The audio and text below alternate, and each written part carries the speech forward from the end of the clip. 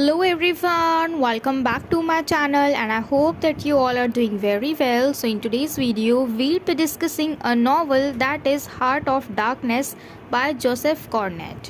So before this novel goes on, let's quickly see the introduction to the author, that is Joseph Conrad. So Joseph Conrad was a British writer who is regarded as one of the greatest novelists to write in English.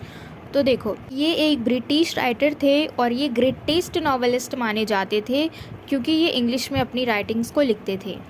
And he is best known for his novels like Heart of Darkness, Lord Jim and etcetera.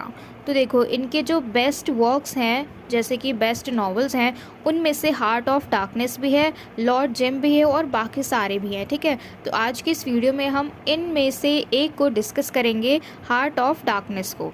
And he often explored themes of morality, colonialism and the human psyche in his works.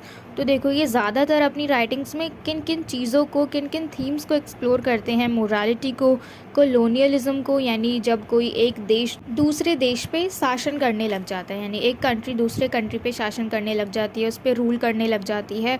And the human psyche in his works, और जो इंसानों का मानसिक स्थिति होती है उसके बारे में।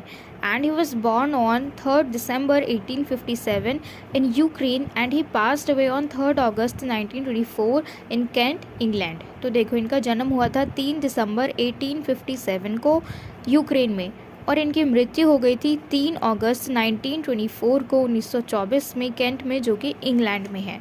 So this is all about the author. अब हम चलते हैं हमारी नॉवल की तरफ। So this is a novel written by Joseph Conrad that tells the story of Charles Marlowe, an English sailor who narrates his journey up the Congo River in Africa. तो देखो, ये जो नॉवल है ये Joseph Conrad ने लिखी है, जिसमें कि ये बताते हैं चार्ल्स मार्लो के बारे में, जो कि एक इंग्लिश सेलर है और वो अपनी जर्नी के बारे में डिस्कस करता है। कौन सी जर्नी? कॉन्गो रिवर की, जो कि अफ्रीका में है। And the novel explores the dark side of human nature and the horrors of colonialism. तो ये जो नॉवल है, ये देखो, dark side of human nature, यानी ह्यूमन जो है उनका भी एक डार्क साइड होता है, एक तो अच्छाई और एक बुराई।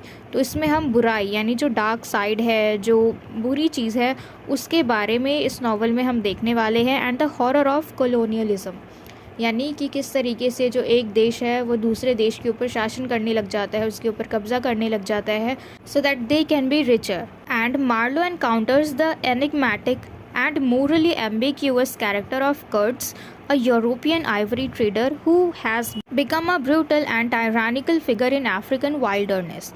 देखो, मार्लो जो है ये अपनी इस यात्रा पे, ये जो जर्नी है इनकी, वॉयज है इनकी, इस पे इनकी मुलाकात एक ऐसे कैरेक्टर से होती है जो कि बहुत ही ज़्यादा रहस्यपूर्ण है और अस्पष्ट है। यानी एम्बिग्यूअस का मतलब होता है अस्पष्ट, जिसको हम कहते हैं ना कि उसका पता नहीं क्या नेचर है, समझ ही नहीं आता है। और एनिग्मेटिक का मतलब होता है रहस्यपूर्ण। ठीक है, तो ये एक ऐसे तरीके का इंसान है, ये कर्ट्स नाम है ये इंसान का, जो कि एक यूरोपियन आइवरी ट्रेडर है। आइवरी का क्या मतलब होता है? हाथी दांत। तो ये उसका व्यापार करता है, जो कि अब बहुत ही ज़्यादा ब्रूटल हो चुका है, मतलब कहते हैं ना निर्दयी, कि मतलब आसानी से जानवरों को मार सकता है। एंड टायरानिकल, यानी अत्याचारी भी बन चुका है इन अफ्रीकन वाइल्डरनेस, अफ्रीका के जंगल में जो भी जानवर है उन सबको ये मार सकता है, मतलब इतना ज़्यादा ब्रूटल हो चुका है। तो ये जो कर्ट्स है ये एक यूरोपियन आइवरी ट्रेडर है, यानी ये हाथी दांत का व्यापार करता है। ठीक है, तो इसकी मुलाकात होती है मार्लो से। मार्लो अपनी जर्नी पे इससे मिलता है। अभी तक हमारे दो कैरेक्टर सामने निकल के आए हैं, पहला चार्ल्स मार्लो और दूसरा ये कर्ट्स। Through Marlowe's journey, the novel delves into themes of imperialism, exploitation, madness and the darkness that can reside within the human soul. तो क्योंकि हम इसमें जो चार्ल्स मार्लो है उसकी जर्नी के बारे में पढ़ने वाले हैं, उसकी यात्रा के बारे में पढ़ने वाले हैं, तो ये नॉवल उसकी यात्रा के थ्रू हमें काफ़ी सारे थीम्स को दिखाता है, जैसे कि इम्पेरियलिज्म यानी साम्राज्यवाद, फिर है एक्सप्लॉयटेशन यानी शोषण करना, madness and the darkness that can reside within the human soul, यानी ऐसी डार्कनेस जो कि इंसान की आत्मा के अंदर रह सकती है, यानी ऐसी बुराई जो कि इंसान के अंदर होती है। ठीक है, तो उन सारी चीज़ों के बारे में मार्लो जो हैं वो डिस्कस करते हैं इस नॉवल के through. And Heart of Darkness is a powerful thought provoking work that continues to be studied for its complex portrayal of the human condition. तो देखो हार्ट ऑफ डार्कनेस ये जो नॉवल है ये बहुत ही ज़्यादा पावरफुल थॉट प्रोवोकिंग वर्क है, यानी लोग इसको पढ़ के सोचने पे मजबूर हो जाते हैं और इसीलिए इसको पढ़ा भी जाते हैं, क्योंकि इसका जो complex portrayal of the human condition है वो बहुत ही ज़्यादा स्ट्रॉन्ग है। ठीक है, कि किस तरीके से ह्यूमन मेंटालिटी को इसमें दिखाया गया है, पोर्ट्रे किया गया है। तो अब हम फाइनली इस पूरी नावल को शुरू करते हैं। ये नावल जो है ये 1899 में पब्लिश हुआ था। And in the beginning of this novel Marlow speaks about a character Kurtz. तो देखो जैसे ही ये नावल शुरू होता है, जब ये थेम्स रिवर में है, अपने शिप में बैठा हुआ है, उस वक्त ये अपने दोस्तों के साथ एक कहानी सुनाता है एक कैरेक्टर के बारे में जिसका नाम है कर्ट्स। ठीक है, जो कि एक वाइट मैन होता है।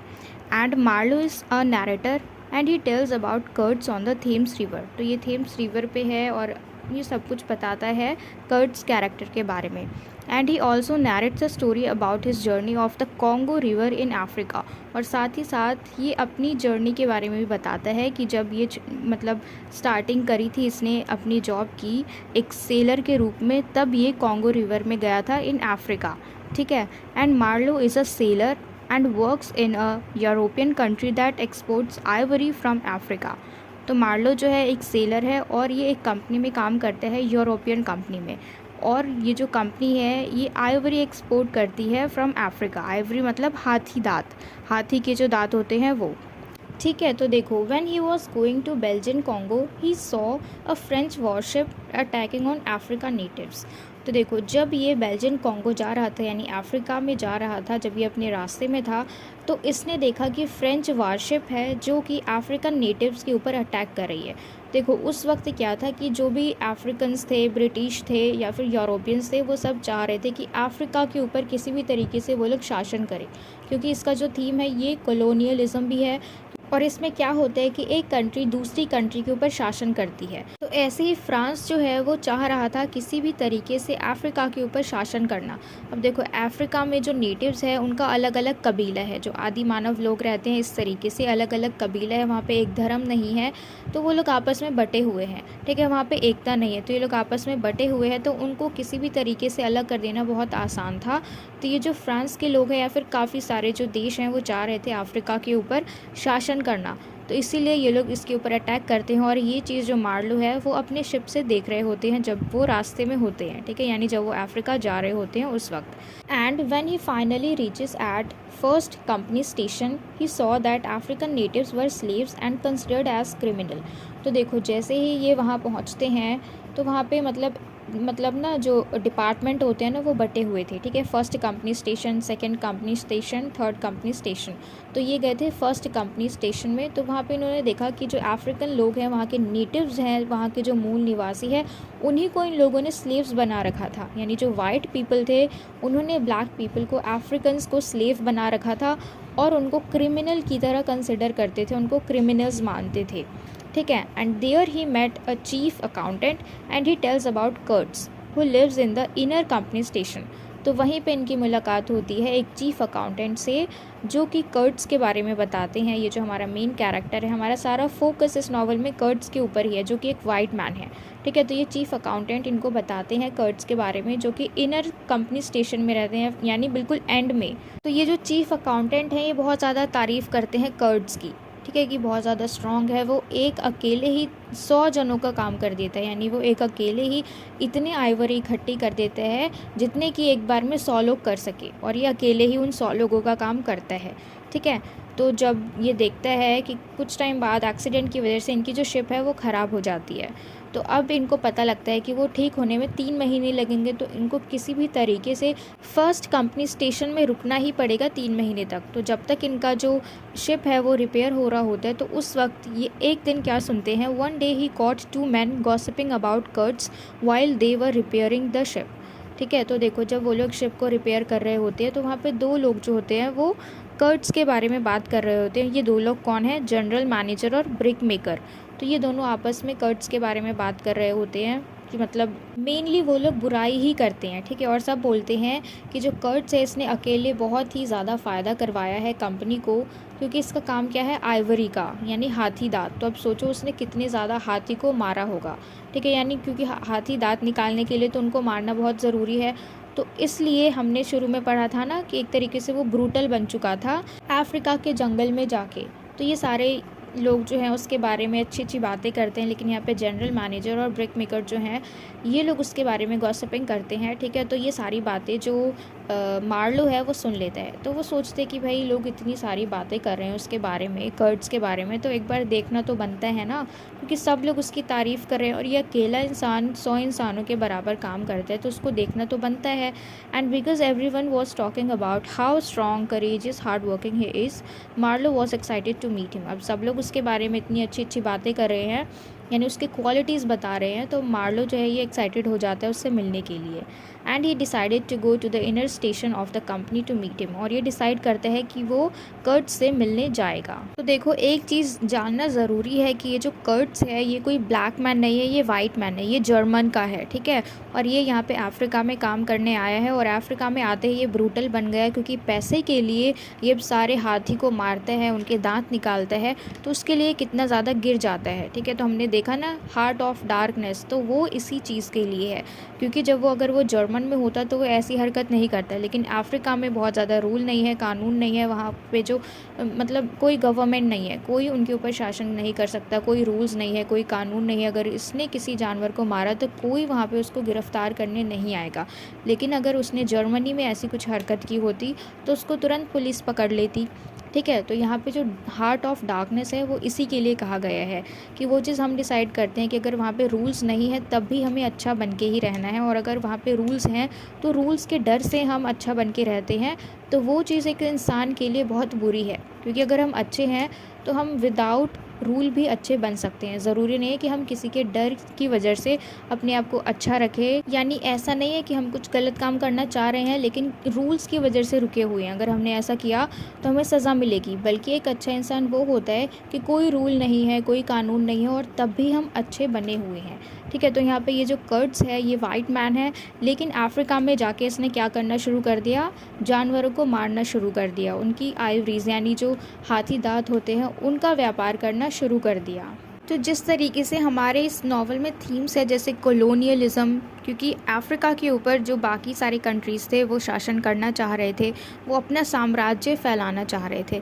दूसरा हार्ट ऑफ डार्कनेस, कि किस तरीके से कोई इंसान जब वहाँ पे बहुत ज़्यादा मतलब रूल्स होते हैं, कानून होते हैं, तो वो डर से शांत रहता है, लेकिन जब कोई रूल नहीं है, जहाँ पे आज़ादी है, अब कुछ भी गलत करो तब भी आपको रोकने के लिए कोई नहीं है, तो वहाँ पे रियल जो इंसान होता है उसकी इंसानियत देखी जाती है, ठीक है। तो इसी तरीके से ये कर्ट्स है जो कि वाइट मैन है, और वो अफ्रीका में जाके अब जंगल में जाके अब हाथी को मारता है, उसके दांत निकालता है। तो ऐसा वो कभी भी नहीं करता जब वो जर्मनी में रहता है, लेकिन अभी वो कर रहा है क्योंकि वो अफ्रीका में है, वहाँ पे कोई भी ऐसा इंसान नहीं है जो उसको रोके, कोई कानून नहीं है, कोई ऐसा कुछ नहीं है जिससे कि उसको सज़ा मिले, ठीक है। बल्कि वहाँ के लोग जो है, जो नेटिव पीपल हैं वहाँ के अफ्रीकन्स, वो सारे उसको प्रेज़ करते हैं, वो उसको प्यार करते हैं, उसको भगवान समझते हैं, ठीक है। And when Marlow reach there the natives were trying to stop them.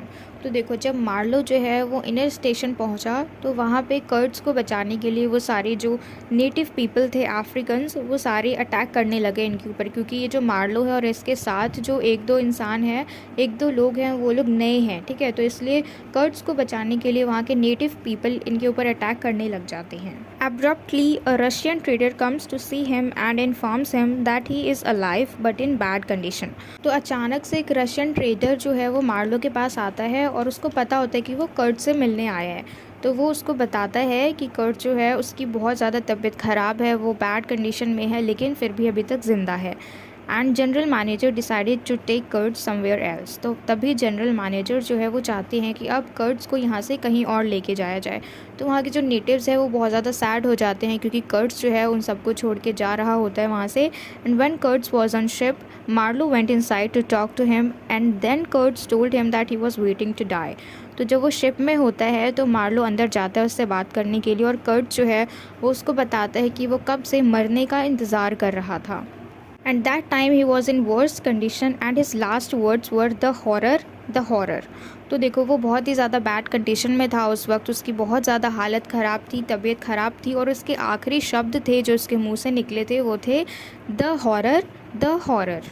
और इतना बोलने के बाद उसकी मृत्यु हो जाती है। And when Marlow met Kurtz fiancee she asked him about his last words and Marlow lied to her. He said it was your name and she starts crying and the novel ends here. तो देखो, जब इसकी मृत्यु हो जाती है कर्ट्स की, तो उसके बाद मार्लो जो है वो यूरोप चला जाता है और मरने से पहले जो कर्ट्स है वो अपने कुछ डॉक्यूमेंट्स मार्लो को देता है और वहाँ से लेके ये सारे डॉक्यूमेंट्स मार्लो जो है वो यूरोप जाता है और वहाँ पे कर्ट्स के कुछ फैमिली मेम्बर्स आते हैं मार्लो से मिलने के लिए और वो डॉक्यूमेंट्स लेने के लिए। और तभी कर्ट्स की फियांसे जो है वो आती है, उससे बातचीत करती है और उसको बताती है कि कर्ट्स एक करेजियस इंसान था, बहुत ही ज़्यादा स्ट्रॉन्ग इंसान था, स्ट्रॉन्ग पर्सन था। और फिर वो उससे पूछती है कि क्या तुम्हें मालूम है कि उसके आखिरी शब्द क्या थे, क्योंकि तुम उससे आखिरी वक्त मिले थे। तो यहाँ पे जो मार्लो है ये इससे झूठ बोल देता है कि जो उसके आखिरी शब्द थे वो तुम्हारा नाम था। और इतना सुन के वो रोने लग जाती है और यहीं पे हमारा ये जो नावल है ये ख़त्म हो जाता है। तो इसमें जो भी हमने देखा कि क्या क्या थीम्स हैं, तो उन सबको हमने अच्छी तरीके से देखा कि इम्पेरियलिज़म और एक्सप्लॉयटेशन की किस तरीके से जो अफ्रीकन नेटिव्स हैं उनको यूज़ किया जा रहा था इन सारे लोगों के थ्रू जो बाहर की कंट्रीज़ के थे। ठीक है, उनको स्लेव्स बनाया जा रहा था, उनको क्रिमिनल माना जा रहा था। और ह्यूमन नेचर कि अगर इंसान का फ़ायदा हो तो वो कितना नीचे गिर सकता है ना। जैसे कि कर्ट्स था, वो एक वाइट मैन था, लेकिन ब्लैक पीपल की कंट्री में आते ही वो कितना ज़्यादा चेंज हो गया। तो आज की इस वीडियो में इतना ही और मुझे पूरी उम्मीद है कि आपको ये पूरी वीडियो अच्छे से समझ में आ गई हो, ये नावल आपको अच्छे से समझ में आया हो। And if so then please let me know in the comment box if you like this video and share it with your friends as well so that they can get help from it. And don't forget to subscribe my channel. Until we meet in the next video, keep learning.